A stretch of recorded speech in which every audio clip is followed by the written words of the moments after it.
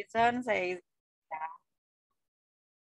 Terima kasih Iya, dan selamat mengajar Bapak Ibu. Iya, terima kasih Kak Jule. Sukses selalu ya Terima kasih. acaranya ya. Ya, pagi Bu Jule. Ya. Kita tunggu 5 menit lagi ya, Prof. Iya. Ya. Oke. Biar ini sudah lumayan ya. Karena acara dimulai kan jam 9.30 ya. Kita sesuaikan jadwal aja ya, Prof. Iya.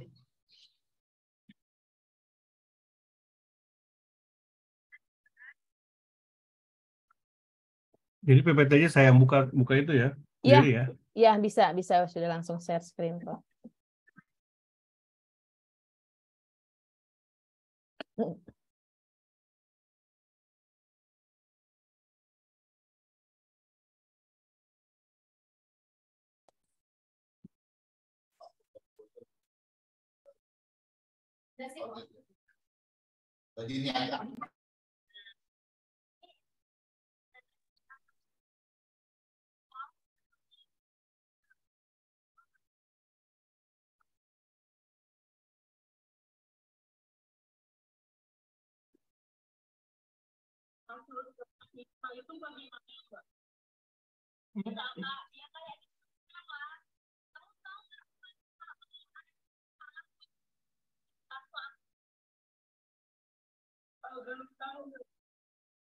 Nurul Aini itu nulis dari Rabu, ngopinya di tanggal 12.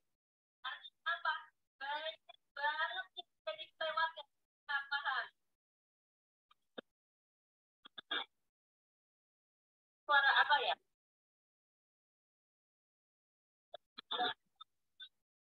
Paham nggak tahu kita? Kalau banyak keluar karena apa? Ada tumpur itu menjadi paham nggak? Kayak kelewat kan harusnya Mbak Rizky Amanda, tolong di-unmute ya. paham nggak? Tolong di-mute Mbak Rizky Amanda Putri.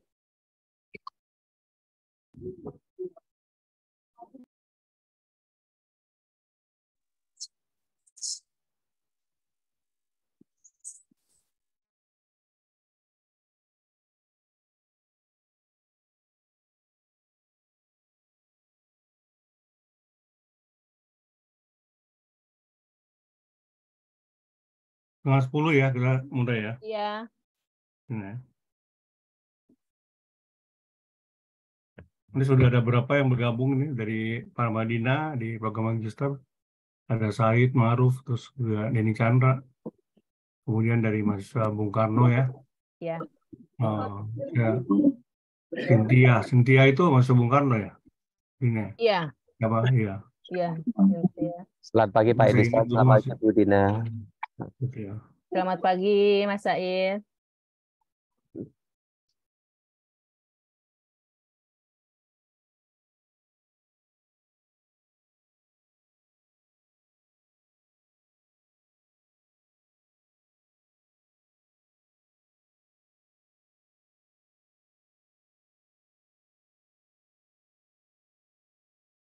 Jadi Mas Said ada Gardile, Ramel itu mahasiswa magister itu Bu Dina. Jadi saya infokan ya kepada mahasiswa magister di Parmadina ini sangat beruntung nih. Workshop komunikasi antar budaya ini ketemu ada pakarnya Bu Dina ya. Masih Kalau saya belajar. bikin, kalau saya hanya untuk buat rame-rame aja ya. Suhunya Pak, ini suhunya tetap Pak Dokter. Saya belajar dari Pak Dokter. Tetap belajar dari suhu.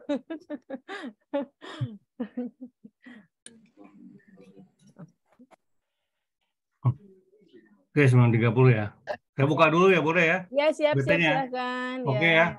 Kita mulai ya. Selamat pagi semuanya ya. Selamat pagi Pak. Mahasiswa program magister, program sarjana ya yang berada di Parmadina, di Bung Karno dan beberapa kampus lainnya yang tidak bisa saya sebutkan. Ya, semoga workshop ini di waktu yang cukup singkat bisa menambah kontribusi pengetahuan kita semuanya tentang fenomena materi yang berhubungan dengan komunikasi antar budaya. atau komunikasi lintas budaya. Ya, karena ada beberapa kampus juga menyebutnya komunikasi lintas budaya, komunikasi antar budaya, seperti itu.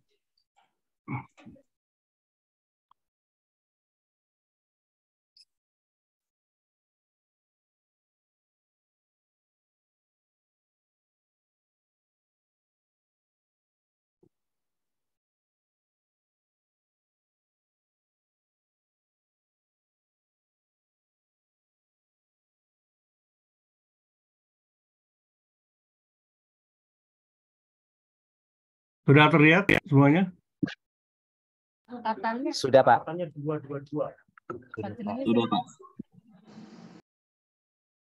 Oke, ya, sekali lagi selamat pagi ya, sehat semuanya.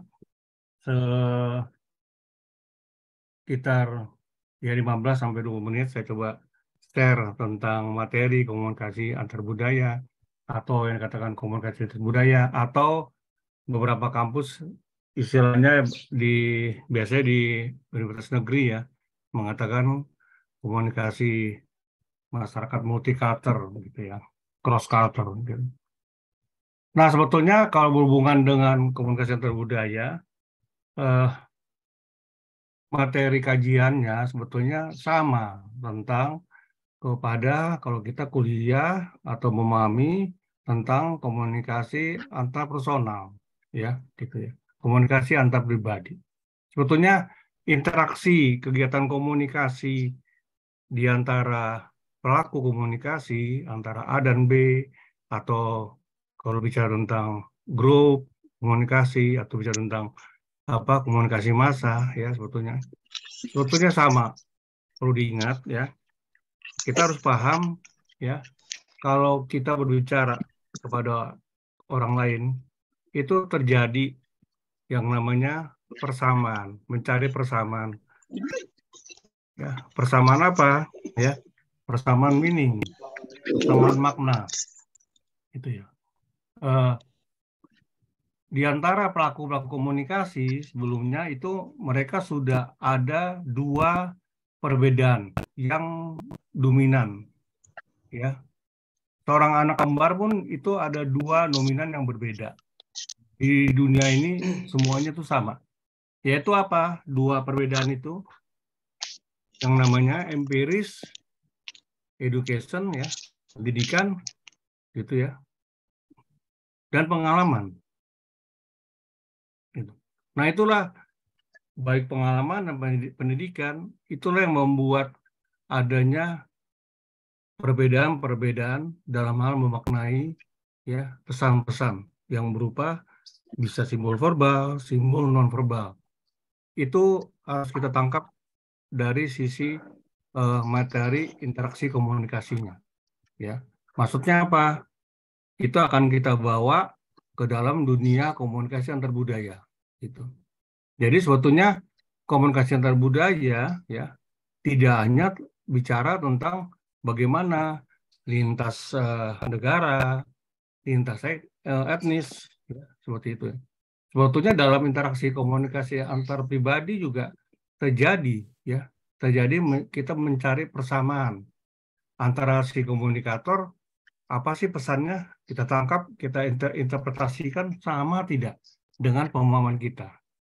Itulah mencari persamaan pemahaman itulah kadangkala ya tidak matching, tidak sama. Kenapa? Yang tadi saya katakan pendidikan mungkin bisa sama, ya sama-sama lulusannya magister, tapi empirisnya yang membuat beda, ya gitu. Dan itu banyak beberapa riset ya gitu ya. Misalnya sama-sama ya orang Tapanuli, ya ada 3 orang ya, sama dia dibesarkan di Medan. Sama-sama dia sekolahnya di Medan, SD, SMP. Tapi empirisnya setelah lulus SMP, yang SMA-nya ya dibawa sama orang tuanya ya ke Jakarta. Ya. Kemudian setelah SMA, kuliah, yang satu yang di Medan merantau kuliah di luar negeri. Akhirnya terjadilah yang namanya lintas budaya. atau antar budaya. Ya, baik si A, si B, dan si C sama-sama dia orang Medan, ya, sama-sama dia pernah sekolah di Medan. Namun yang A tetap stay-nya dia di Medan, si B dia sudah pindah di ibu kota di Jakarta, si C sudah dia berada di, kita katakan, di Singapura. Nah, berarti maksudnya kajiannya antar budaya di mananya, gitu. Nah, ini saya ingin membawa fenomena ini berkembang dan berkembang terus dengan kaji-kajian. Maksudnya kita kalau mau mengangkat riset-riset yang berhubungan dengan komunikasi antar budaya, tidak hanya, ya, saya garis bawahi, itu tidak hanya, walaupun sih ya oke, kalau bicara komunikasi antar budaya, komunikasi yang terjadi antara orang Jawa dengan orang Sunda, dengan orang Irian, ya, dengan orang Kalimantan, itu jelas. Komunikasi yang terjadi antara orang Indonesia dengan orang Korea, dengan orang Prancis, itu jelas. Gitu. Namun yang paling menariknya, apalagi berhubungan dengan fenomena-fenomena kajian riset, ya, program S1, program magister, dalam penyusunan tesis. Yang menarik yang tadi, misalnya apa? Misalnya begini, mahasiswa, ya, mahasiswa, interaksi mahasiswa, ya, Universitas Paramadina dengan interaksi mahasiswa Universitas Andalas di Padang, ya, itu masuk tidak? Jadi tidak komunikasi antar budaya, ya, bisa terjadi. Itulah yang menariknya yang dikaji. Kenapa? Karena kalau pendidikan mungkin sama, mata-mata kuliahnya mungkin sama-sama prodinya komunikasi misalnya gitu ya. Tapi apa? Pengalamannya sangat berbeda, ya, karena kalau bicara pengalaman itu sangat makro, dia sangat banyak sekali apa yang Anda dapat, apa yang Anda lihat, ya kan, bagaimana sistem kuliahnya, bagaimana dosen-dosennya, penampilannya. Nggak tahu deh, kayaknya enggak. Ya, itu yang pertama, ya, saya ingin buka, ya.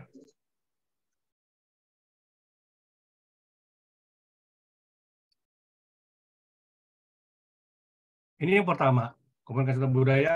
Pemahaman yang pertamanya seperti ini, ya. Jadi kalau kita bicara komunikasi antar budaya, bicara tentang jelas komunikasi, sama juga ada hubungan dengan komunikasi internasional lah, katakan komunikasi antar suku kah, gitu.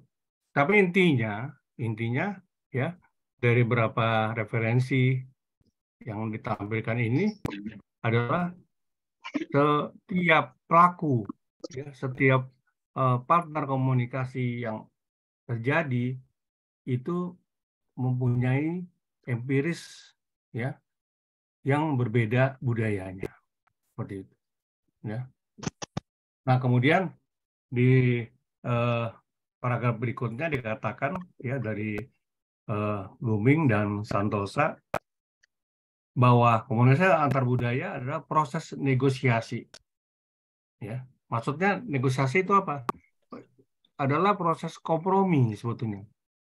Jadi sebetulnya kalau kita bicara kepada orang lain, sebetulnya yang kita inginkan dan orang tersebut yang menginginkannya apa? Proses setuju, proses komitmen, apa yang disampaikannya itu ada satu deal yang namanya negosiasi. Nah, negosiasi inilah yang sering terjadinya miss dalam komunikasi antar budaya. Berhubungan dengan apa? Biasanya kepada proses simbolik-simbolik, terutama simbolik-simboliknya yang namanya nonverbalnya, gitu ya.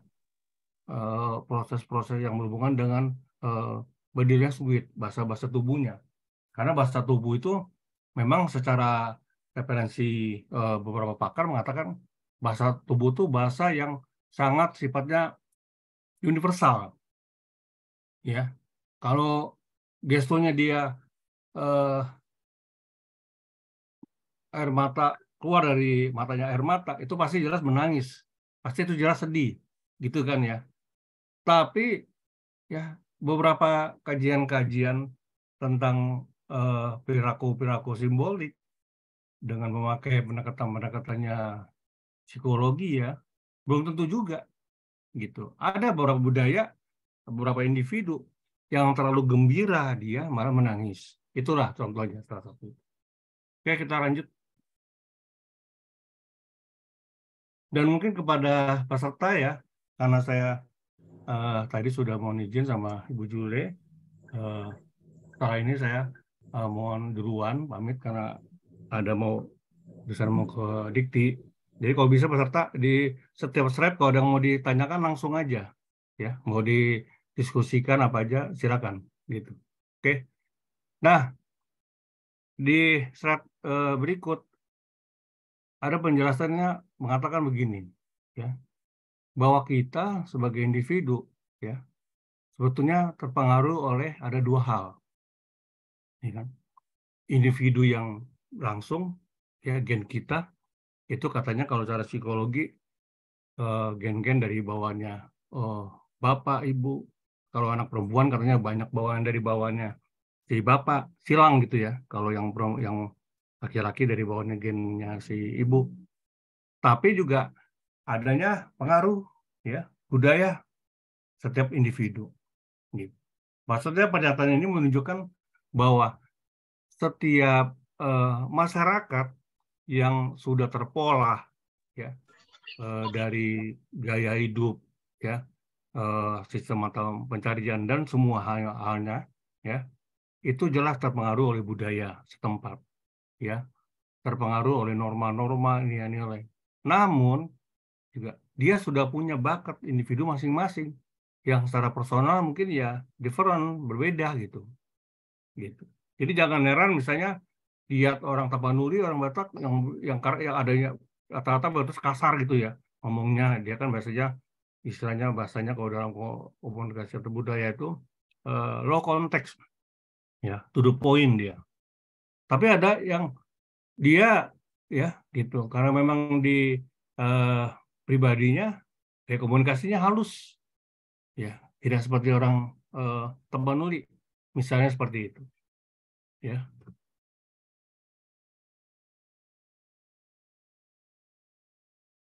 Nah, ini yang saya katakan tadi ya. Yang utama karena memang betul ya, selain adanya pengaruh budaya lokal, tapi ada kekuatan yang dominan bahwa individu itu sudah terbentuk ya, terbentuk oleh gen-gen ya apa ibunya, neneknya gitu ya. Walaupun sebetulnya ya si orang tua, si nenek juga dia terbentuknya sudah ada juga tercampur dari prosesnya ya budaya juga seperti itu. Tapi sebetulnya bahwa poin-poin sebelumnya dan poin ini menunjukkan bahwa tidak 100% bahwa manusia ya setiap individu per individu itu betul-betul sangat powerful dipengaruhi oleh yang namanya budaya. Gitulah kira-kira ya.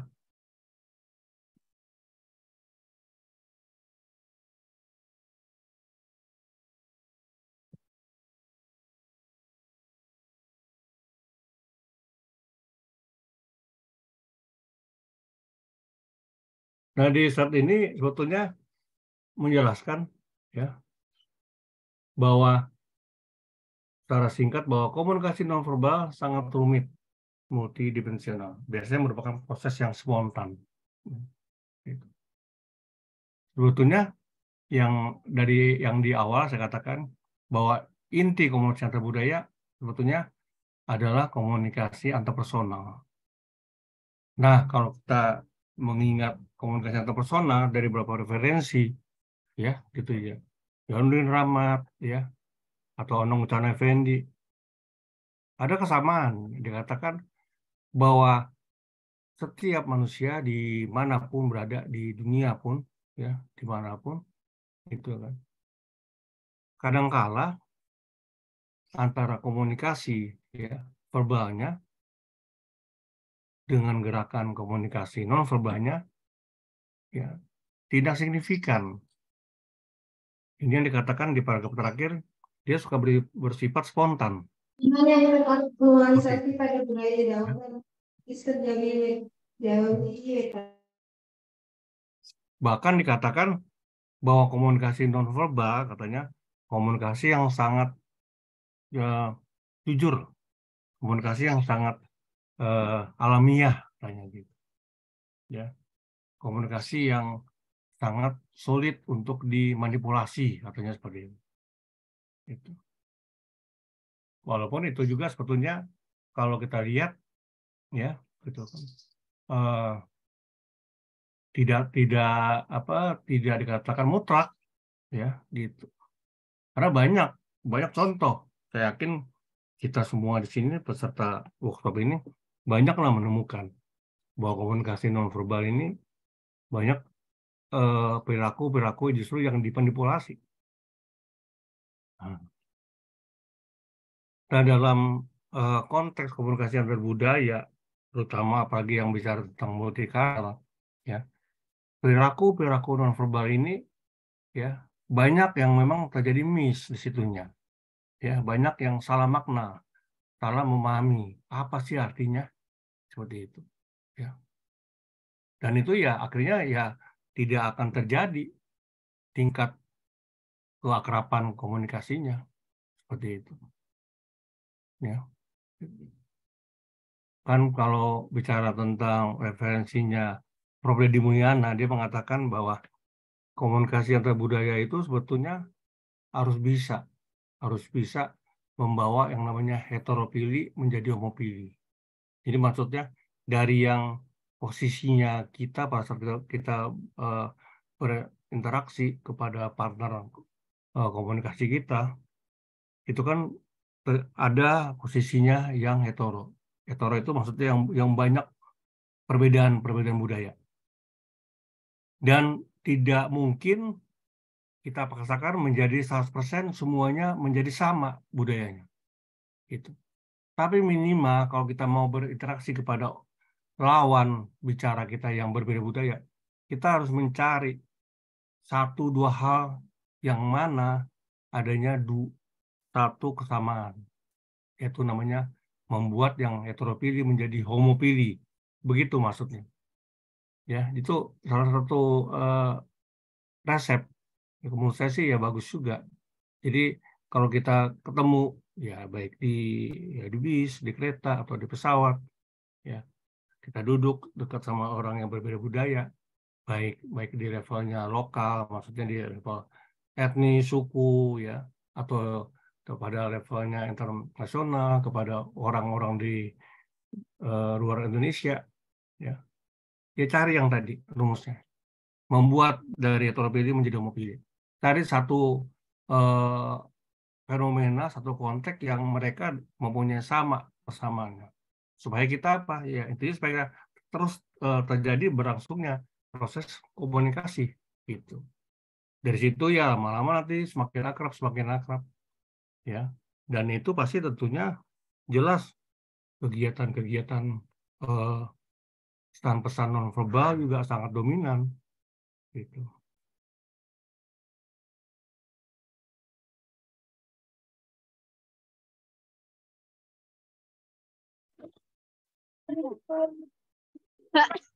Maka tanya sama Moval, ya, dan Porter nih. Ini penting. Orang-orang tidak sadar akan sebagian pesan perilaku nonverbal sendiri.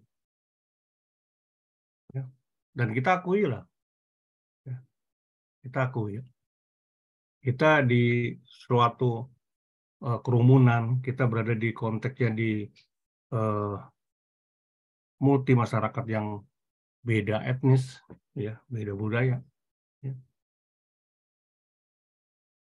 Kita membuat satu gerakan-gerakan perilaku nonverbal yang tidak terkontrol. Ya. Kenapa? Karena emang ya seperti itu. Itu sudah memang harus seperti itu, dalam arti sudah alamiah. Bahwa perilaku nonverbal ini sulit kita kontrol. Ya, gitu. Coba kalau Anda kita renungkan dalam kita bangun pagi sampai kita nanti malam tidur. Gitu. Apakah semua gerakan nonverbal kita bisa kita kontrol? Ya. Terutama ingat saya waktu di program-program di S1 ini paling sering ya.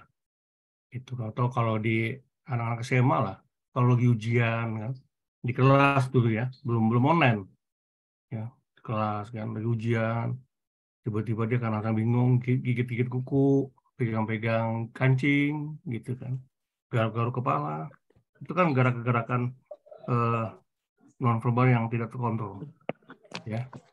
Tapi signifikan dengan psikologi yang lagi bingung untuk menjawab ujiannya, gitu kira-kira. Nah, sangat multi nih, sangat banyak sekali semua gerakan manusia yang dinamikanya tidak bisa kita sebutkan lah satu persatu.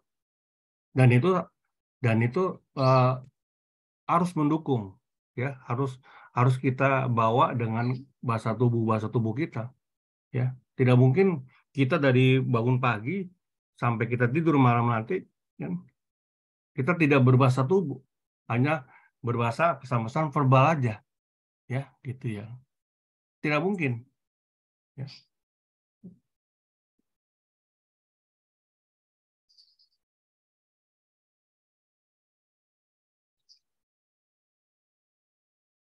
Nah, arti pentingnya komunikasi antar budaya sebetulnya bagi kita semua, ya,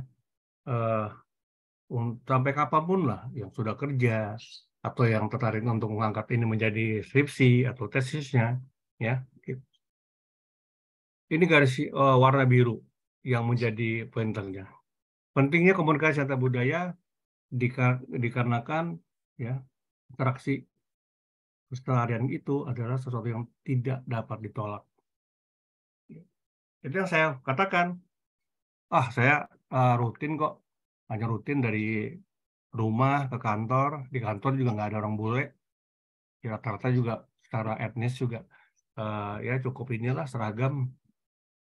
Ya, nggak perlu lah ada budaya. Itu pemahaman yang salah. Karena apa ya?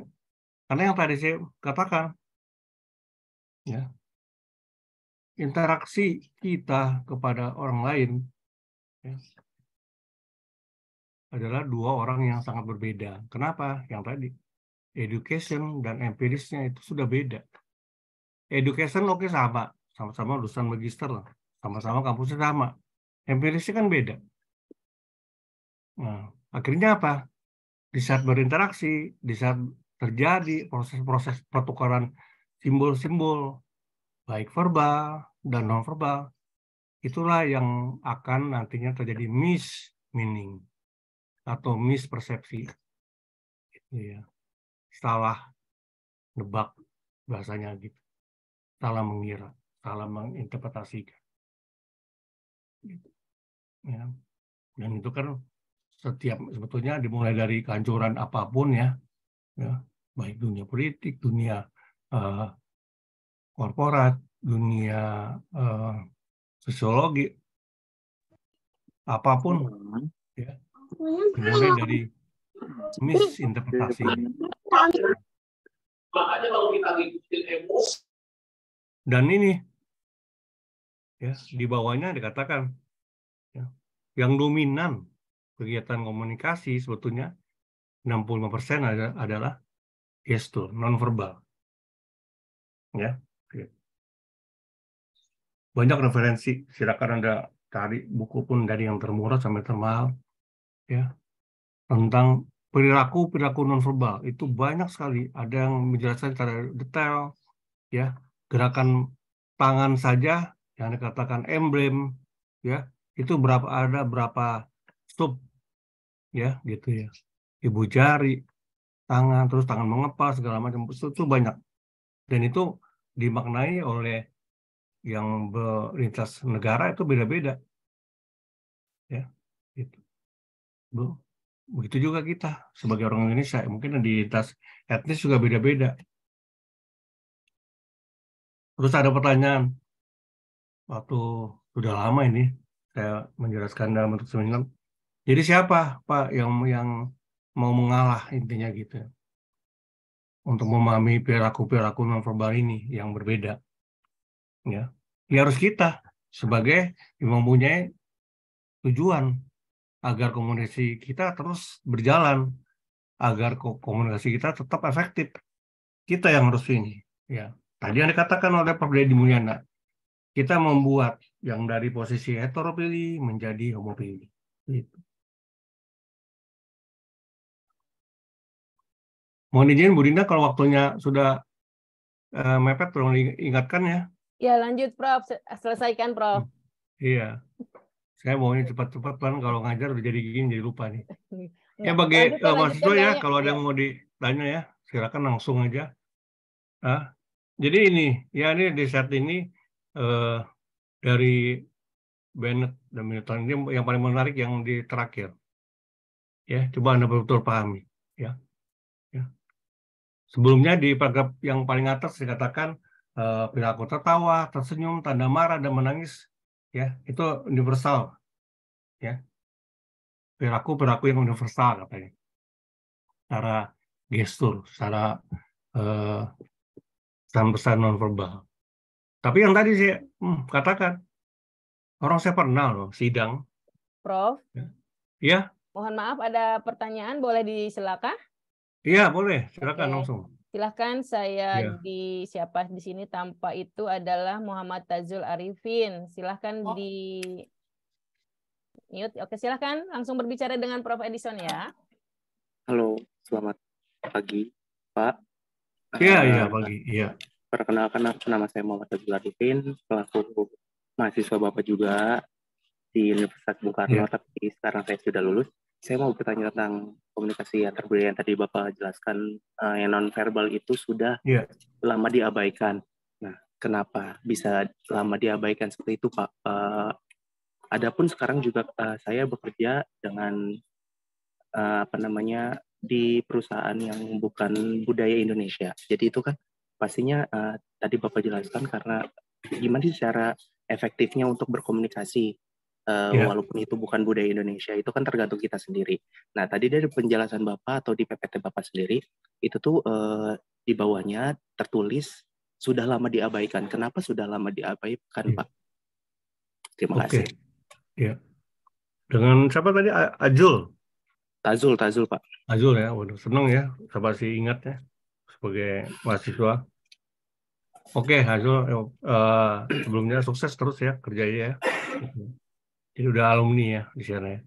Jadi kata sudah diabaikan ini sebetulnya ya, dari beberapa referensi dan saya terakhir tuh baca jurnal, lupa sejurnalnya ya, jurnal apa ya, ada satu tulisan di situ tentang perilaku nonverbal gestur dalam konteksnya komunikasi antar budaya. Jadi karena dikatakan di penjelasannya itu gitu ya, perilaku nonverbal ini memang sebetulnya tidak menjadi masalah karena sifatnya universal, tapi bisa juga menjadi sifatnya yang spesifik, berlaku pada suatu negara, berlaku pada suatu daerah, berlaku pada masyarakat yang mempunyai proses norma-norma nilai yang mana mereka kompromi tentang perilaku nonverbal tersebut.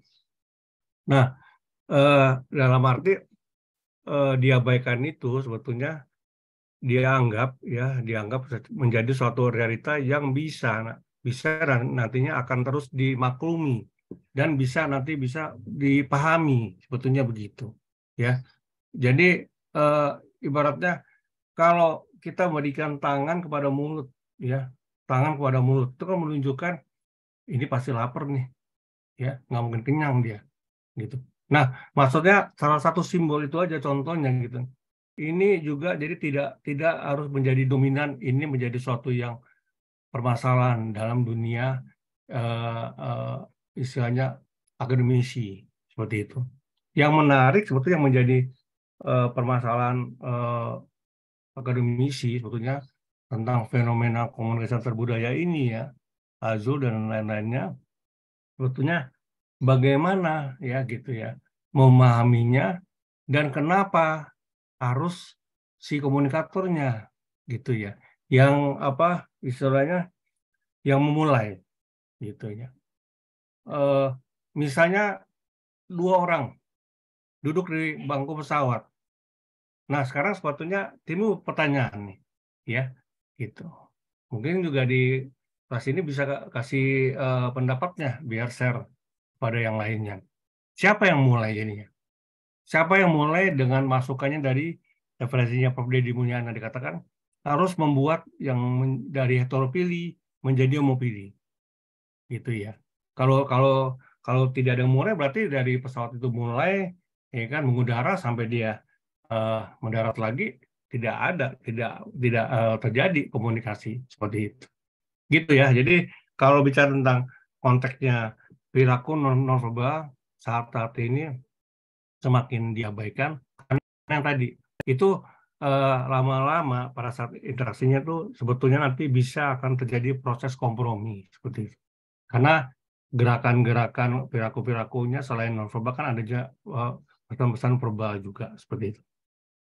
Itu ya seperti itu. Baik, terima kasih Pak atas penjelasannya. Ya. Misalnya ini sebentar nih saya sedikit lagi singgung, misalnya dalam dunia kerja lah, kan sekarang banyak sekali kan ketemu ya orang-orang dari Amerika yang kerja-kerjanya di kantor-kantor iklan, itu kan banyak tuh di dunia wartawan juga, gitu ya kan. Nah, sebetulnya ini tidak harus menjadi permasalahan yang akan menjadi materi-materi untuk ditarik ke ranah akademisi. Kenapa? Yang tadi dalam prosesnya kehidupannya, interaksinya per hari gitu ya, per minggu, itu nanti pasti udah deal dalam proses komprominya antara A dan si B. Kenapa? Karena dia setiap hari akan ketemu ya sama orang yang berbeda budaya gitu. Dan mereka mungkin diikat oleh satu bendera satu perusahaan misalnya seperti itu. Gitu ya gitu. Yang menjadi permasalahan di dunia akademisi yang menarik yang tadi yang saya katakan gitu ya. Siapa nih yang mulai? Apakah harus si komunikator yang mulai? Gitu kan. Gitu ya. Oke, Hajul. Ya, terima kasih Bu Dinda. Oke, kalau ada ya silakan. Kalau tidak ada kita lanjut ya. Jadi ini ya yang terakhir dikatakan, namun karena manusia memiliki pengalaman hidup yang berbeda dalam kebudayaan, ia akan menginterpretasikan sejarah berbeda pula, tanda-tanda dan simbol itu. Jadi kalian harus tangkap ini. Kenapa? Kalau kalian tangkap ini, kita semuanya, kita tidak akan stres, kita tidak akan marah, kita tidak akan mengatakan bahwa itu orang kalau saya bicara nggak nyambung. Nggak boleh begitu. Kenapa? Dia punya hak. Ya, partner komunikasi kita, si komunikan, baik dia personal, baik dia kelompok, dia punya hak untuk menginterpretasikan simbol-simbol yang diterimanya oleh kita, ya kan? Simbol-simbolnya maknanya berbeda. Tidak harus kita paksakan sama. Kenapa? Yang tadi, karena dia menginterpretasikan dengan daya pemikirannya dia, yang mana pemikirannya itu diwarnai oleh pengalaman, education, dan yang dominan budaya. Nah, seperti itu. Nah, kalau mau terus jalan komunikasinya yang tadi, kita harus ikut dengan cara bikinnya dia, atau minimal kita tarik dia menjadi homofili. Gitu. Ya. Oke. Ada pertanyaan, bolehkah di meeting chat saya bacakan sekarang? Ya. Oke, baik. Saya bacakan ya, Prof. Ya. Pertanyaannya itu dari Damansara. Tidak disebutkan dari universitas mana, tapi di sini pertanyaannya sudah tercatat bahwa pertanyaannya, dalam era modern ini, perubahan sosial lebih jelas dengan ditandainya gaya kehidupan individual yang sangat menonjol. Ya. Prof, bagaimana komunikasi antar budaya yang efektif di era tersebut? Maksudnya di era saat ini. Oke, ya. Oke, menarik itu, bagus pertanyaannya. Jadi kalau bicara gaya hidup, jelas tidak bisa terlepas dari namanya pop culture, ya, budaya pop, ya, gitu ya. Itu selalu sifatnya apa ya, dinamis, ya. Dia berubah terus, ya, gitu. Tinggal waktunya yang ada yang bisa seminggu, mungkin per bulan, atau mungkin 1 semester, 6 bulan, atau setahun, ya, gitu ya. Sekarang gaya hidupnya Korea ya, musik Korea, pakaian sepatu juga Korea, gitu ya. Nanti mungkin berubah, gitu ya. Nah, berhubungan dengan perubahan-perubahan itu, bagaimana interaksi yang terjadi dalam komunikasi antar budaya, ya, tetap yang tadi pegangannya, gitu ya. Dan yang pasti kalau saya lihat, terutama di ibu kota ya, ya ini semakin intens, semakin tinggi dalam arti misalnya dalam pesan-pesan verbalnya, ya sudah banyak sekolah-sekolah yang menggunakan bahasa Inggris, ya itu salah satu untuk proses komprominya, tuh, ya kan? Sehingga nanti saat berinteraksinya bisa rutin, ya kita bisa memaknai lah dari gerakan-gerakan yang spontannya, gestur-gesturnya, atau simbol-simbol nonverbalnya seperti itu. Gitu. Nah, kalau melihat tentang intensitasnya, kalau berhubungan dengan gaya hidup, nah itu yang saya katakan tadi, gaya hidup sekarang ya cukup sudah lama sebetulnya, ya sangat tinggi ya dunia budaya Koreanya, ya dari zamannya diserbunya semua drama, sinetron masuk Korea, kemudian juga dengan mode, ya mode, kemudian juga dengan beberapa musik, ya itu kan terlihat kan kemarin itu semua, ya kan sampai beli tiket segala macam gitu ya, walaupun mahal gitu ya. Saya juga agak bingung, orang Indonesia katanya susah ekonominya, tapi kaya-kaya banyak-banyak yang kaya-kaya gitu ya. Nah, itu sebetulnya akan membawa dampak kepada komunitas budaya yang dominan, yang tadi budaya apa yang dominan? Ya tidak bisa lupa, tidak bisa kita hindari, ya gitu. Kalau dulu mungkin zamannya saya SD dulu ya jelas, ya kan yang dominan adalah asing. Asing itu kan maksudnya tanda kutip ya Inggris, ya gitu. Amerika jelas kalau bisa bahasa Inggris aman udah, ya kerja juga gitu. Sekarang juga kalau sekarang saya lihat ya sudah berubah gitu ya. Dalam arti anak saya 3 tahun lalu lulus dari Jogja, dia ditanya sudah bisa bahasa Chinese lah. Nah seperti itu, bukan bisa bahasa Inggris gitu. Nah ini yang berhubungan dengan gaya hidup, berhubungan dengan ya istilahnya long plan, jangka-jangka panjang gitu. Ya itu memang mau tidak mau ya terus berubah ya seperti itu. Namanya budaya itu kan terus. Yang tetap statis itu peradaban, ya gitu. Jadi kita harus salut sama orang Jepang, ya. Dia bangga, wanita-wanitanya contohnya bangga dengan pakai yang namanya kimono, pakaian perempuannya, ya. Mereka bangga yang pria-prianya, pendekarnya dengan namanya samurai. Itu namanya peradaban. Sampai sekarang bangga mereka, ya kan. Tapi budayanya lihat berubahnya. HP aja sekarang udah mainnya di tangan kan, nempel kan, gitu kan. Kalau kita kan enggak. Ya, kita coba tanyakan dalam diri kita. Kalau bicara tentang peradaban ya, apakah yang wanita-wanita di sini pesertanya bangga mau tidak pakai dengan itu pakaian kebaya ya yang dipakai sama Ibu Kartini, kebaya.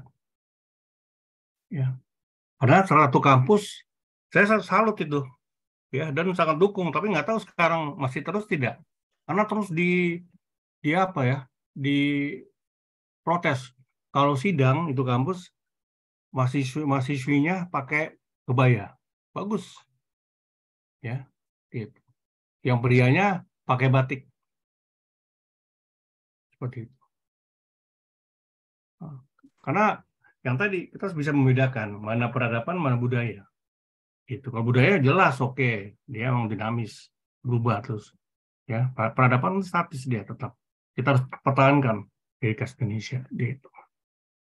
Ini ciri khas ya, saya ambil sepersingkat aja.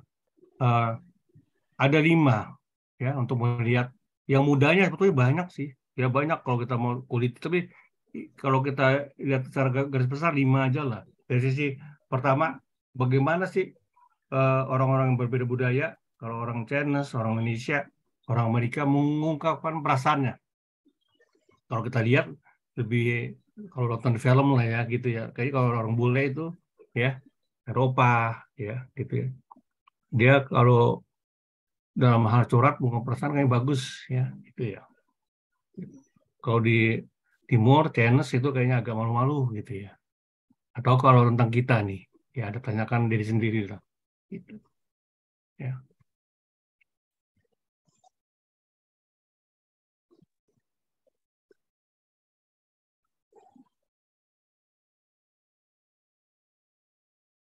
Nah, ini berhubungan dengan komunikasi antar budaya itu juga dipengaruhi, yang mana pelaku komunikasinya ya dia masuk kategori yang individualisme atau kolektivisme seperti itu.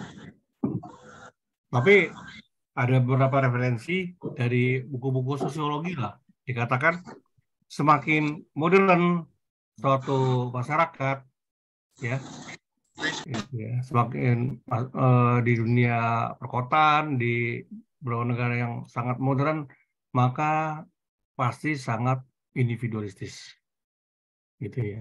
Semakin tradisional di suatu masyarakat kan, dan biasanya itu akan sangat tinggi jiwa-jiwa kolektivismenya seperti itu. Dan itu sangat berpengaruh dengan interaksi-interaksi di antara mereka. Ya. Kalau yang individu pasti berkomunikasi, ya kan, bicara tentang untung rugi, ya kan, plus minus, gitu ya, perlu atau tidak perlu. Ya.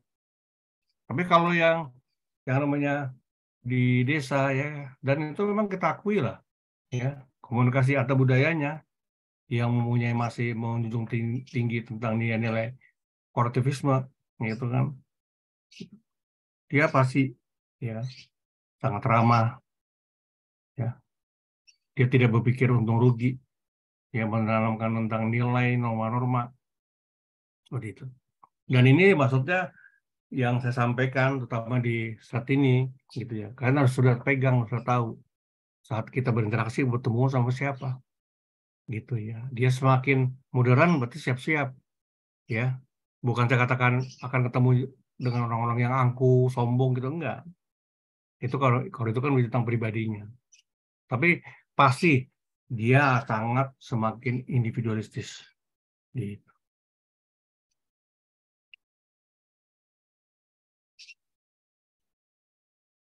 Ini yang ketiga ya, tentang feminisme dan maskulin gitu. Walaupun sebetulnya ya di dunia ini perkembangan teori-teori yang berhubungan dengan komunikasi antar budaya tentang maskulin ya, kan tentang pria gitu ya, sebetulnya semakin menyusut ya. Bahkan yang sangat maju, menarik dan beberapa referensinya, dan saya juga ada bukunya tentang perkembangan dunia teori-teori feminisme gitu. Kenapa? Karena kalau bicara tentang feminisme ya, itu dia lebih halus komunikasinya ya, lebih high context gitu ya, nggak low. Kalau maskulin itu kan dia komunikasinya tingkat rendah. Tingkat rendah itu maksudnya to the point ya, tidak ada intro, tidak ada basa-basi gitu ya. Tapi kalau feminisme ini tidak, walaupun feminisme ini perkembangannya itu di Inggris itu dimulai di tahun 60-an gitu ya. Itu mulainya dari beberapa kaum wanita itu di sana itu ya meneriakan lah kepada pemerintah tentang anti tentang yang namanya pernikahan. Ya. Karena bagi mereka katanya saat itu ya 60-an tuh, pernikahan adalah suatu jail, penjara. Yang mana mereka berpikir mereka sudah lulus kuliah, mereka sudah bekerja sudah bagus-bagus ya, manajer mungkin, tiba-tiba saat mereka nikah disuruh tinggal di rumah, menguruskan dapur. Itulah bagi mereka dia anti pernikahan. Dari situ awalnya, ya sejarahnya. Kemudian berkembang ya, menjadi beberapa pemikiran, kemudian menjadi beberapa teori, ya gitu. Bahwa teorinya yang sekarang sering dipakai dengan kajian tentang gender, tentang wanita seperti itu, ya. Yang kita kenal kalau di Indonesia dalam dunia politik itu yang namanya emansipasi ya. Gitu.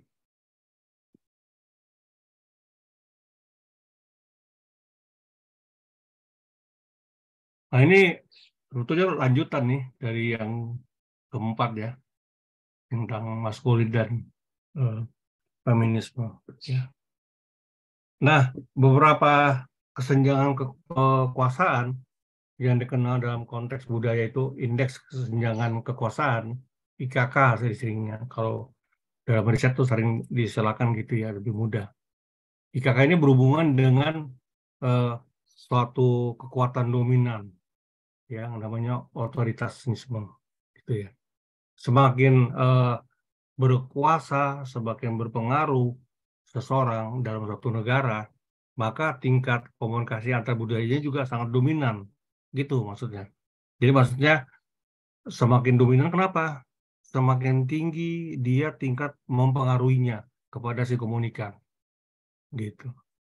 Dan ini sebetulnya sangat menjadi tidak efektif gitu. Sementara kan yang dikatakan dari referensinya Prof. Onong tuh ya, Onong Cana Effendi kan di bukunya Teori dan Praktek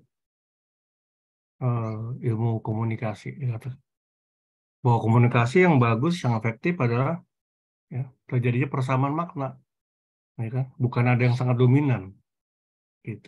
Tapi ini tidak bisa kita pungkiri, ya. Kita tanyakan kepada diri kita aja, ya. Kalau kita semakin tinggi tingkat derajat otoritas kita, kekuasaan kita, pasti kita gaya komunikasi kita kepada partner komunikasi, kepada si komunikan, itu pasti sangat dominan. Pasti apa yang kita ingin sampaikan, dia harus mau menerimanya. Ada unsurnya mempengaruhi, ada unsur impact-nya seperti itu.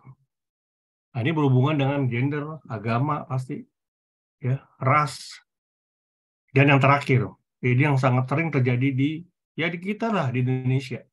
Dalam dunia kerja juga ada nih, ya, komunikasi antar budaya dari sisi nomor 4 ini, kesenjangan kekuasaan di kantor, ini sering nih, ya, dari sisi kelas sosial, kelas tahap, ya, dia harus menerima aja, ya kan.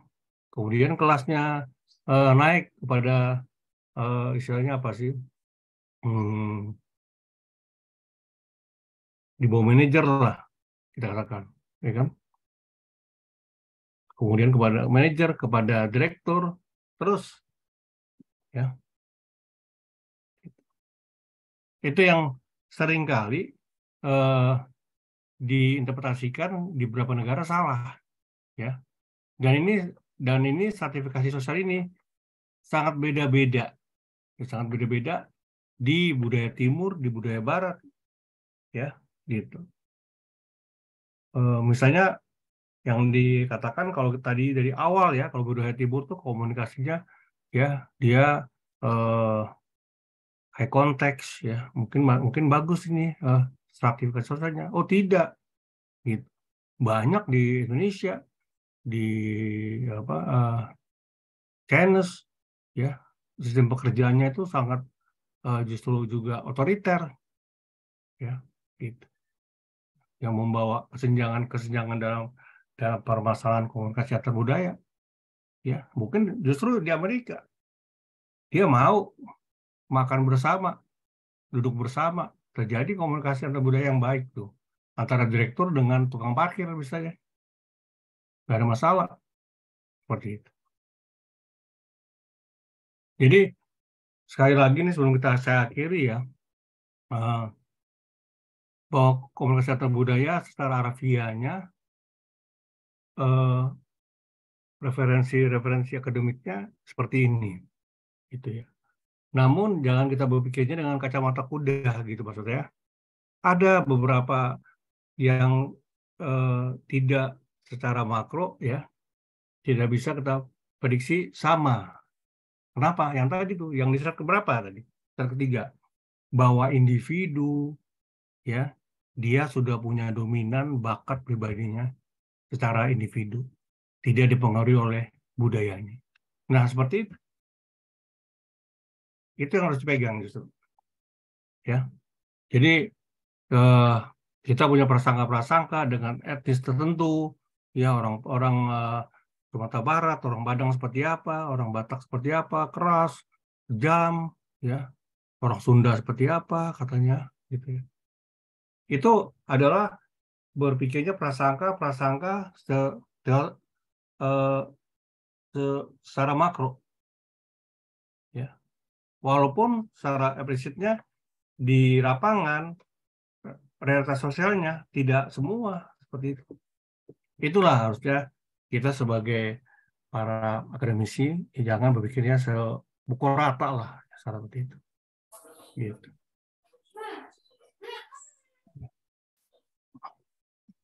Prof, mohon maaf, Ya. ada pertanyaan, bolehkah saya bacakan? Oke, ya. Berapa Ya, pertanyaan silakan. lagi, Prof, yang Silakan, diperkenankan? Iya, silakan. Ya. Oke. Ada dari siapa ini? Dari Ismoko.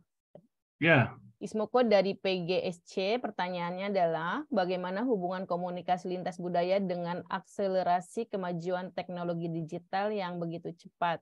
Apa yang harus kita lakukan, mewaspadai atau beradaptasi? Oke. Ya, Ismoko. Ini mahasiswanya kalau apa sih? Sebenarnya tesis ya. Jadi sih intinya sih itu. Sebetulnya baik ada perkembangannya sekarang di era media sosial ya, era literasi digital, sebetulnya sama ya. Contohnya begini, 3 bulan yang lalu masalah saya baca jurnal itu bagus itu, jadi mahasiswa mana ya, berkaitan tentang perbandingan orang Indonesia, diambil contohnya kota Jakarta, Surabaya dengan Amerika dan Jepang, ya gitu. Yang saya tangkap, yang saya sampaikan di sini, simpulannya semuanya ternyata berhubungan dengan apa, gitu, dengan brandnya, dengan cara berpikirnya, ya berhubungan dengan cara berpikir itu maksudnya berhubungan dengan tujuannya menggunakan media sosial seperti itu, ya apalagi berhubungan dengan lintas budayanya, gitu. Orang Amerika dia menggunakan itu dengan ada tujuannya. Kalau orang Jepang, selain dia ada tujuannya, ada yang mau dicari. Rata-rata gitu ya, dia ambil sampelnya. Dengan menggunakannya kuantitatif. Namun kalau di Indonesia, wah parah. Ya. Karena yang bertujuan, atau tidak ada yang punya tujuan. Ya. Tapi dia ingin dikenal. Ya. Atau dia membuat suatu chaos. Gitu ya. Terus juga saya ingat yang terakhir, kesimpulannya, orang Indonesia ini mayoritas ada yang karena belum paham juga dunia digital, tapi dia berani menggunakan itu dengan dia istilahnya apa, menjelek-jelekan government, ya pemerintah, dengan dia membuat suatu huru-hara seperti itu yang sangat membedakan. Jadi kalau bicara tentang bagaimana perkembangannya fenomena ke depannya, ya kita harus pahami lah ya. Walaupun gimana budaya itu sampai kita meninggal itu selalu melekat pada diri kita. Ya, gitu. Dan budaya itu terus berkembang. Makanya Indonesia tidak mungkin bisa sama dengan Jepang, tidak mungkin sama juga dengan Amerika. Tapi minimal dia, ya saya kurang tahu lah, dan tidak perlu kita bahas di sini lah ya, tentang bagaimana semua masyarakat Indonesia nih, ya, dari Sabang Merauke, yang namanya literasi media tuh dia betul-betul melek. Seperti itu. Melek ini dalam arti ya, dia paham. Ya, paham itu juga dalam artinya, dalam levelnya kalau gampangnya filosofinya, ontologinya lah. Apa itu? Untuk apa? Apakah saya harus lakukan hari ini? Ya kan? Pesan-pesan apa yang saya harus lakukan? Kemudian untuk apa?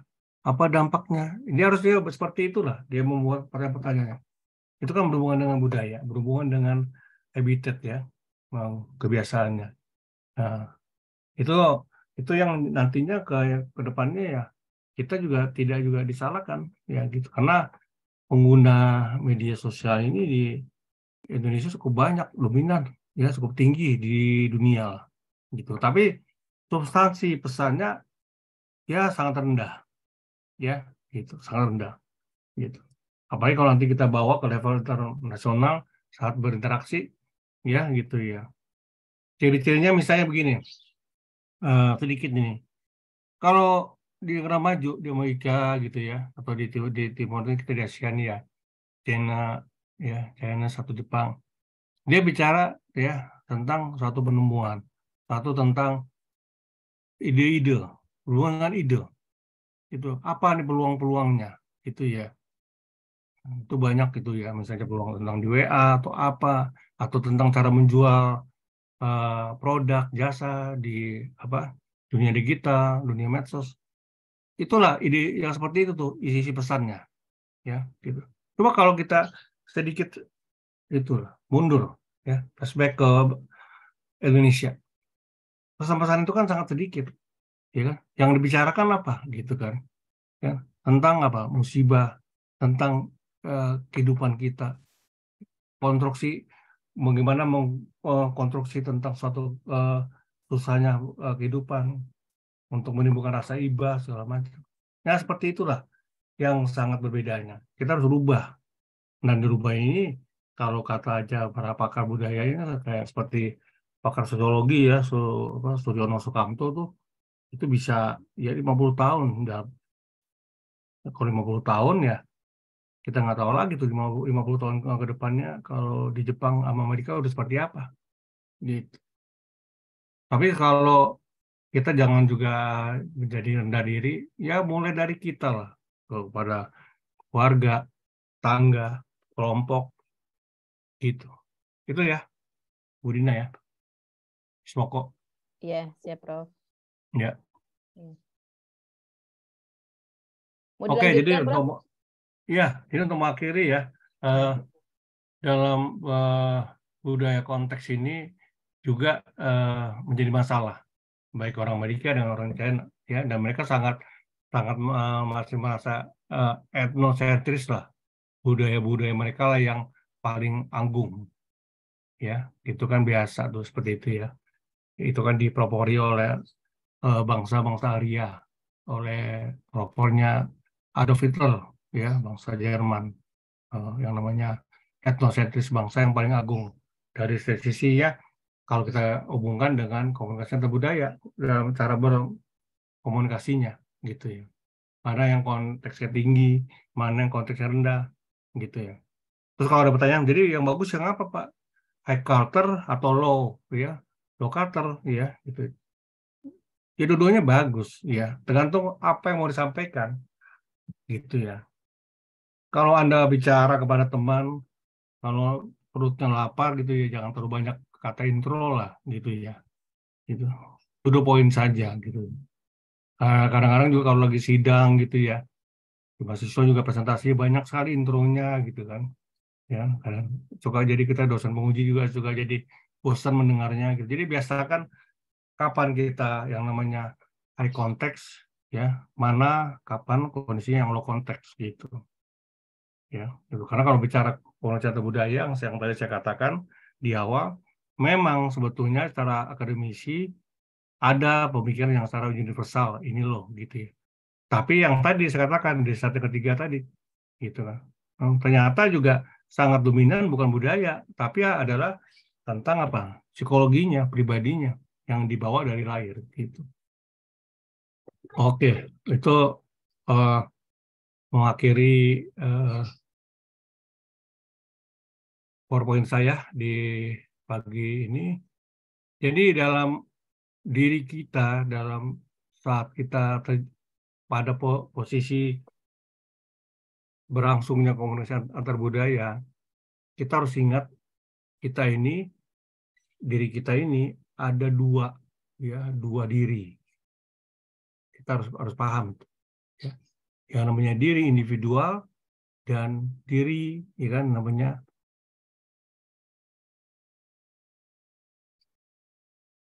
kolektif.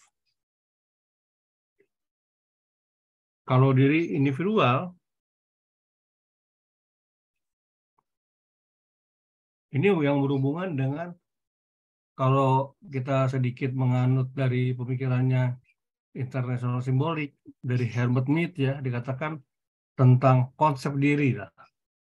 Sebetulnya dalam diri kita nih, baik dia budaya apapun, ya gitu, kita ada, ya, ada memang dia suatu apa sih historisnya dari mulai kita kecil, dari mungkin bapak, kakek nenek kita, dari semuanya lah. Setiap atau dari mungkin dari saat manusia itu ada sisi bad-nya, ada sisi good-nya, baik atau tidak baiknya, seperti itu. Itu yang membedakan kita dengan malaikat. Ya. Jadi manusia ini tidak mungkin, wah saya ini seorangnya nggak mungkin 100%-nya saya baik. Ada, tapi kita harus sadar kita melakukan satu kejahatan. Ya. Jadi kalau diri kita harus renungkan. Dan itu kita harus berinteraksi kepada orang-orang yang antar budaya. Dan dia punya budaya-budaya yang berbeda, yang mana sisi bad dan sisi good itu juga beda-beda. Contohnya nih, ya, di Amerika, katanya di Meksiko itu, Amerika Latin tinggi. Semuanya dominan tuh, hampir 70% banyakkan bad-nya, jahatnya. Crime-nya tinggi. Dan ya itu sama yang tadi saya katakan. Itu mungkin cara pikir universal, prasangka. Ya. Tapi kan tidak semua. Kita juga sama. Ya kan? Ada beberapa etnis. Ya. Orang Sunda begini, orang Batak begini. Ya. Orang Batak banyak suka copet. Gitu. Orang Padang suka seperti apa. Gitu. Tapi bukan itu, kita harus paham bahwa setiap manusia punya konsep diri yang beda-beda. Mana yang dominan, yang banyaknya. Banyak yang baiknya, ya semoga. Dan yang kedua, yang terakhir dari saya adalah diri kolektif. Kita ada namanya yang istilahnya impression management. Impression management. Jadi setiap pagi sampai kita nanti tidur, sebetulnya kita harus menungkan yang namanya impression management. Itu bagus. Apa tuh impression management? Kita harus mengaca, ya. Apalagi kalau kita bicara tentang interaksi kita pada saat kita mau ke kantor, di sana banyak beda multi etnis, di sana banyak orang bule mungkin. Apa yang dikatakan impression management adalah kita melihat diri kita dengan kacamata diri kita. Nah itu kalau bicara tentang psikologi pasti kita yang baik-baik, ya kan? Pasti kalau Anda mengoreksi diri Anda pakai kacamata diri Anda kan pasti yang baik-baik. Ya. Nah, dikatakan yang lainnya, selain itu, kita juga melihat diri kita dengan kacamata orang lain. Itu yang bagus. Nah, biasanya kalau orang lain enggak, oh dia orangnya begini, dia orang begini. Nah, itu kita bandingkan. Itulah dalam hidup kita harus tiap hari kita berpikir gitu. Supaya apa? Supaya kita melihat diri kita, kalau hanya pakai diri kita, itu pasti yang baik terus. Ya kan? Menjadi manusia yang sempurna. Nah, kita untuk memfilter itu, kita ambil opini-opini, ya kan? Bagaimana komentar orang lain tentang diri kita. Nah, walaupun juga tidak semata-mata kita langsung tangkap, ya kan? Tidak semata-mata kita langsung terpengaruh. Tapi untuk menjadi komparatif lah, kita perbandingkan. ya. Dan dari situlah kita bisa terjun berkomunikasi antar budaya menjadi orang yang sukses menjadi orang kembali. Ya. Oke, jadi itu yang ingin saya sampaikan. Semoga sedikit sharingnya ini tentang komunikasi antar budaya multikultural bisa sedikit menjadi manfaat untuk kita semua. Terima kasih Bu Dina, saya kembalikan. Ya, terima kasih Prof. Sebenarnya ada Ya. 2-3 pertanyaan. 2 pertanyaan. Apakah mau di? Oh iya, boleh. Oke. Iya, boleh. Bentar ya, saya catkan dulu. Ini berapa pertanyaan Prof yang bersedia? Boleh, ada Boleh 3 pun semuanya boleh. ya, boleh, siap. Pokoknya Dari kita saya, Bu.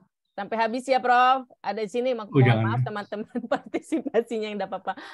Di sini ada, baik, ada 2 saya rasa cukup ya, 2 saja. Pertanyaan selanjutnya itu dari Faisal, mungkin ini Pak Faisal ya. Pak Faisal, Prof, pertanyaannya adalah bagaimana Prof melihat fenomena metaverse. Metaverse mungkin ya Pak Faisal ya. Metaverse dalam kajian komunikasi lintas budaya. Oke, ya. Monggo.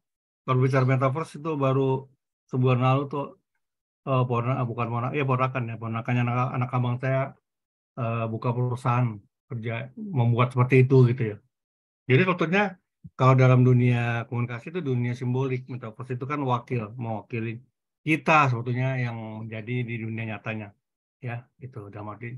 Nah, sebetulnya kalau bicara tentang bagaimana interaksinya metaverse dalam dunia komunikasi antar budaya, sebetulnya kembali kepada si pelakunya, ya kan, pelakunya yang membuat, ya kan, yang mewakili simbol-simbol tersebut, gitu ya. Dan itu pasti jelas banyak berbeda dibandingkan misalnya metaverse terjadi interaksinya pada saat antara si pelaku bisnis, ya, si A, si B, C, semuanya orang-orang lokal di orang Indonesia, ya. Dengan metaverse kalau di perusahaannya orang Indonesia dengan perusahaannya orang Singapura, orang Amerika itu sangat beda. Nah, bedanya kenapa? Ya pada saat simbol-simbolnya, interaksinya, deal-dealnya, komprominya gitu. Karena kalau bicara komunikasi antar budaya kan tentunya kan banyak sekali berhubungan dengan bagaimana kita memahami suatu waktu, ya kan, ketepatan waktunya, gitu ya kan, gitu kan. Orang Indonesia terkenalnya lelet waktunya, ngaretnya. Nah, orang Amerika waktunya tepat. Orang Jepang apalagi dia terlalu cepat juga bagi dia tidak disiplin. Jadi kalau janjian sama orang Jepang itu kalau janjian jam 8 datang jam 8, jangan berpikirnya kalau orang Indonesia 7:30 ya, dianggapnya lebih cepat, lebih bagus. Salah. Kalau orang Jepang bilangnya itu juga tidak disiplin karena terlalu cepat. Gitu. Jadi maksudnya salah satunya waktu itu juga mempengaruhi, ya, waktu, bagaimana tentang sistem penghargaannya, senior junior, banyak sekali lah. Tapi yang pasti yang metaverse-nya mungkin nggak ada masalah karena itu kan wakil dari simbol-simbol, tapi pelaku-pelakunya gitu ya Pak Faisal ya, gitu. Cukup ya? Iya, satu lagi ada dari Mas Said Ma'ruf. Pertanyaannya adalah bagaimana cara berkomunikasi yang efektif jika berhadapan dengan pemimpin yang dominan dan cenderung otoriter. Nah, ini mungkin berkaitan dengan gaya komunikasi dalam sebuah perusahaan. Silakan, Prof. Iya, intinya sih kalau komunikasi kan sebetulnya kita kan punya tujuan, ya kan. Contohnya ya, misalnya tadi karena Said kalau berkomunikasi kepada bos itu kan dia punya otoriter, kekuasaan, dominan, pengaruh. Nah kita sebagai bawahannya supaya aman ya kita sebagai namanya staff ya komunikasinya sebagai pendengar yang baik aja, aman udah selesai, ya.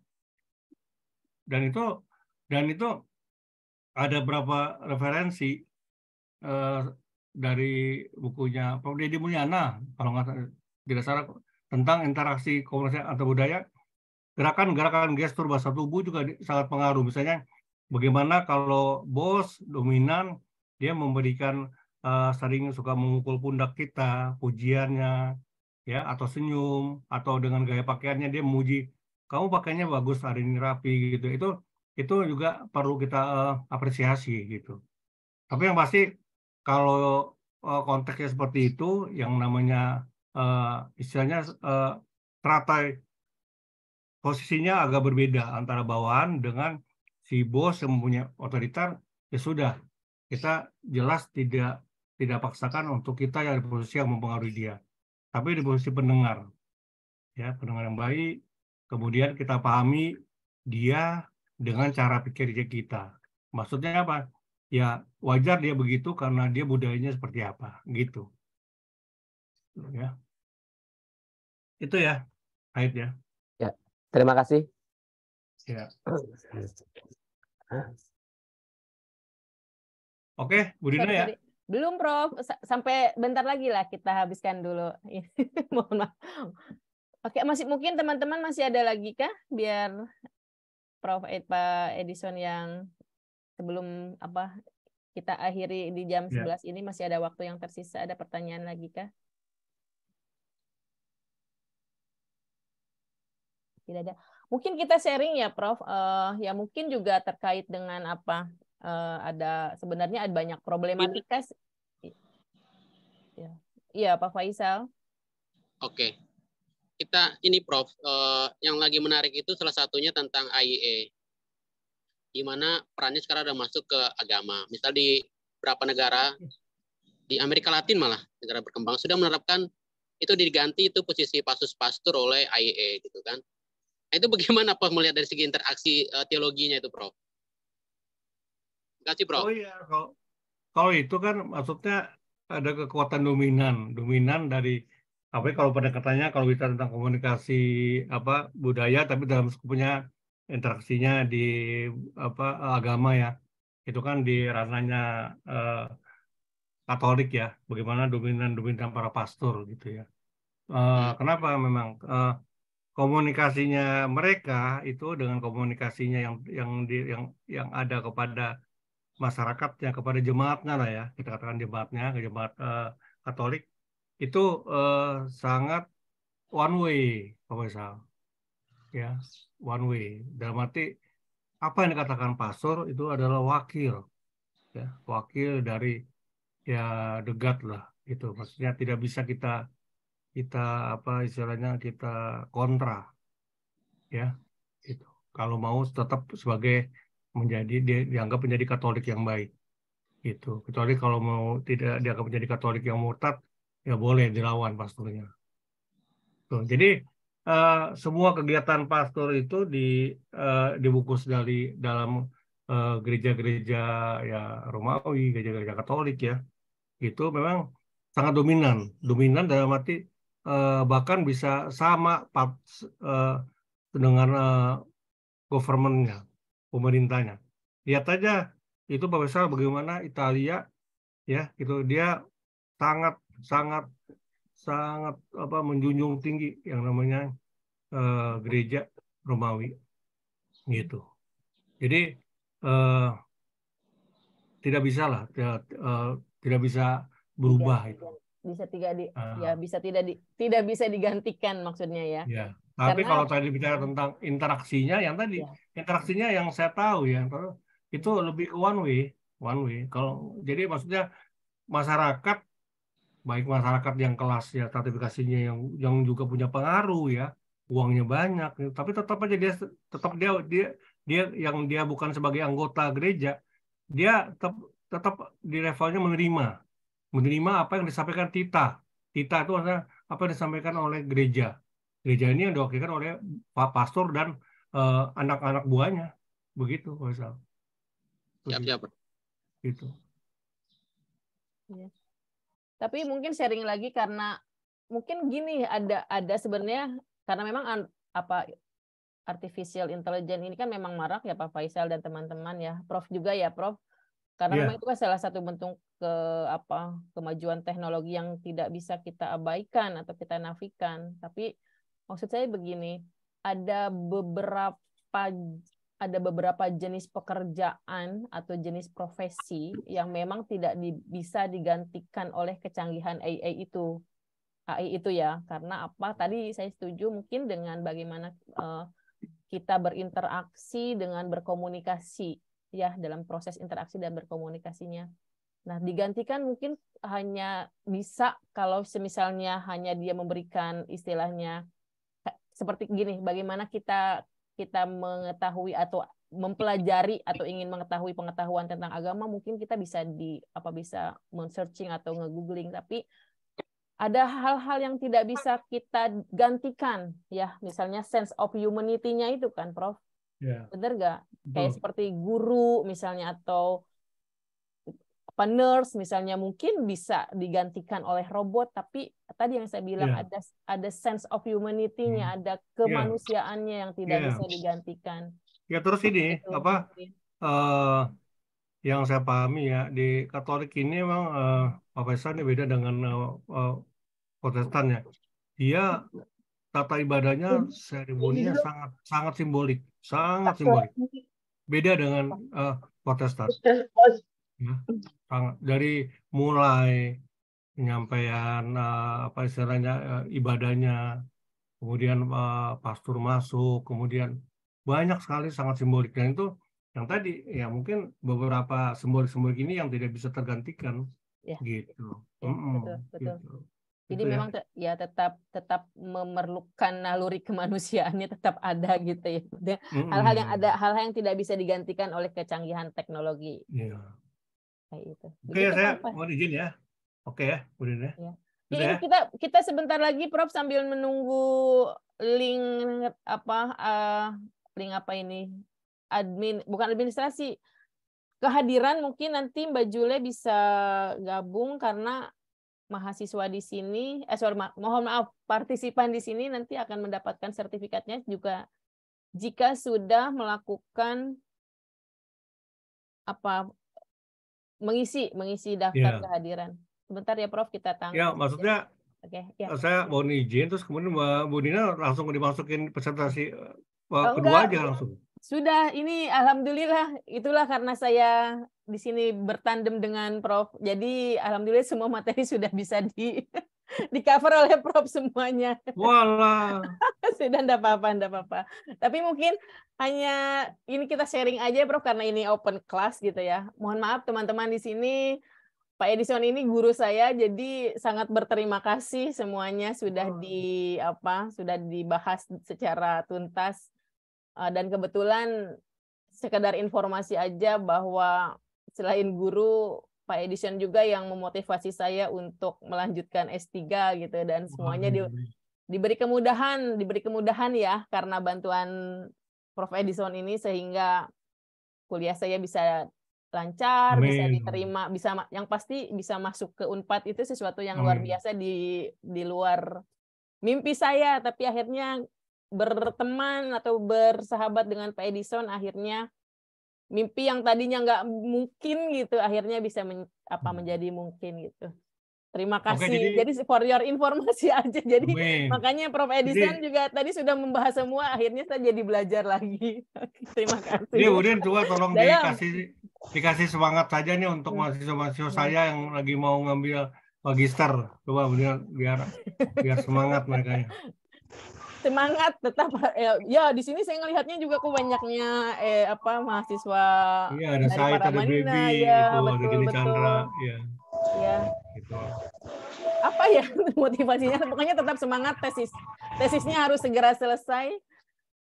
Karena tadi yang saya setuju bahwa memang di Indonesia, terutama budaya kita lah ya, sama budaya kerja, banyak juga perusahaan itu melihat bagaimana kita punya background pendidikan, dan bahkan kalau misalnya memang di suku-suku tertentu yang berdasarkan pada stratifikasi sosial yang tadi Prof bilang bahwa ada tingkatan-tingkatan status ekonomi itu berdasarkan pada kita punya background tingkatan pendidikan gitu. Jadi masih bisa dilihat tuh, nanti berkaitannya juga nanti bisa bisa bagaimana sistem kekerabatan kita, misalnya kekerabatan di Indonesia itu masih banyak yang melihat apa tadi pendidikan itu masih nomor 1 gitu loh, ya.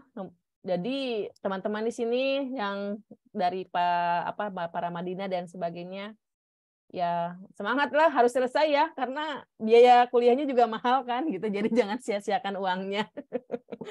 Lebih cepat lebih baik gitu aja. Semangat. Kalau bisa selama Prof Edison masih di Paramadina atau masih, jadi maksudnya gini, memelihara pertemanan itu kan luar biasa, memberikan positif, pengaruh yang positif gitu. Dan teman-teman di sini yang kebetulan mahasiswanya Pak Prof Edison ya tetap berteman dengan Pak Edison meskipun belum lulus. Kalau misalnya nanti ingin masuk Unpad bisa gitu dengan Pak Edison lagi, karena saya juga diberikan motivasi untuk masuk Unpad S3 Unpad itu oleh Pak Edison, itu luar biasa. Gitu. Jadi semangat. Tadi lupa intinya kelas korporat ya, kalau kelas kompol mungkin sulit, tapi kayak kelas korporat boleh-boleh saja untuk mengangkat tesisnya, atau mahasiswa di Bung Karno juga untuk mengangkat skripsinya, kajian-kajiannya coba, ini kan sekarang menarik tentang komunikasi antar budaya, ya fenomenanya tinggal diambil yang apa gitu ya, itu bisa gitu, menarik lah. Misalnya di kantor bisa nggak Pak? Bisa kajian komunikasi antar budaya, misalnya tentang gaya, saya ambil contoh nih, misalnya gaya komunikasi ya si orang pemimpin, bosnya kalian. Udah ambil, karena kebetulan beliau misalnya etnisnya misalnya Papua atau Batak gitu ya, menarik. Nah itu gitu ya, simple tapi menarik fenomenanya. Oke ya, Udin ya. Udah jam 11 ya. Iya. Sebentar, ini kita karena sebentar lagi, jadi kita akhir sama-sama aja. Teman-teman di sini link feedback ya, maksudnya untuk kehadiran ini sudah di-share, silahkan diisi, karena itu nanti untuk mendapatkan sertifikat, dan nanti sertifikat bisa di-download di aplikasi Ngampus. Atau sebentar, Kak Jule, adakah Kak Jule di sini? Atau tidak ada?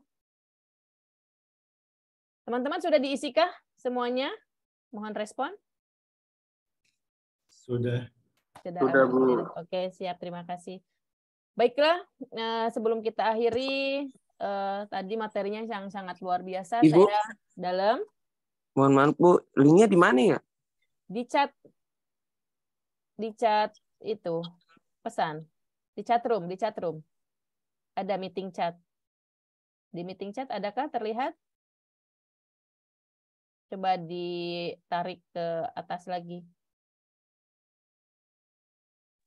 Oh iya, sudah Bu. Oke, bentar ya Bu. Ya, diisi ya. Ini untuk isi link tersebut itu untuk mendapatkan sertifikat. Ya. Kalau sudah, baiklah. Terima kasih hari ini sudah bergabung atau join dengan kami, dengan Prof Edison dalam open class webinar berkaitan dengan komunikasi lintas budaya dalam konteks masyarakat multikultural.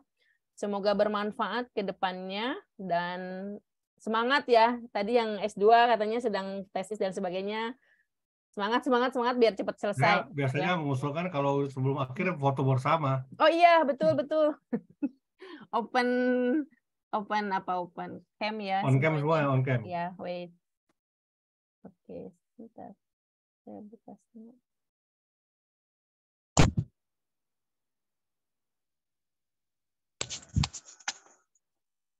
Ini slide 1, mohon di open semuanya, open cam, kita foto.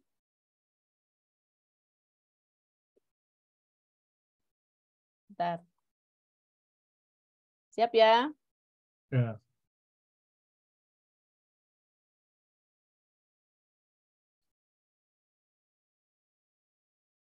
Slide 1 selesai. Lalu slide 2, siap-siap.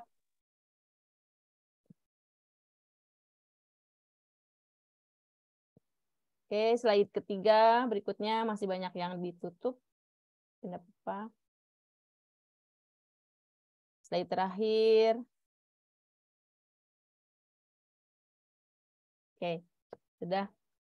Oke. Iya, Terima terima kasih kasih semuanya. Sehat-sehat semuanya. Oke, Ya, Bu Dina, Prof. sehat-sehat. Terima Ya, kasih. Terima kasih teman-teman, Pak mahasiswa. Edison, Bu Satu, Dina. dua, Makasih, semangat Pak terus ya. Sehat selalu. Ya, jaga kesehatan semuanya. Ya, amin. Makasih Oke. semua. Pamit ya. Yo, mangga. Saya juga pamit ya, teman-teman. Makasih, Pak. Yo. Makasih, Bu. Yo. Makasih, Pak. Terima kasih, terima kasih, terima kasih, Ko. Siap.